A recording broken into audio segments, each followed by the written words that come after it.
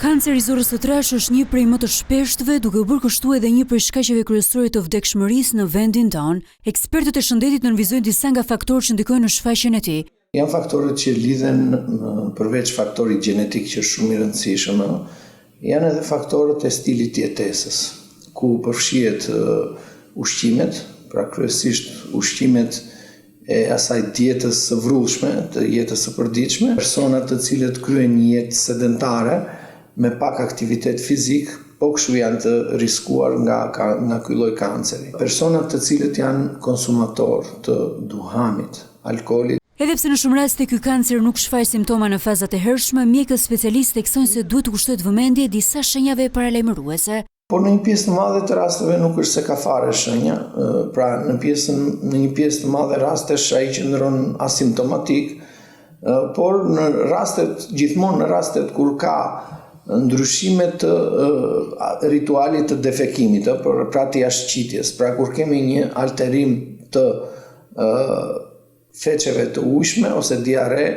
së bashku me ato herë diare, herë konstipacion, këto janë një faktor i cili mund të ndikojë për të na treguar se këtu duhet të ekzaminojmë. Ndërsa vite më parë ai shfaqej kryesisht te grupmoshat 50 deri 70 vjeç, sot vjet të re një rritje rasteve edhe tek moshat më të reja.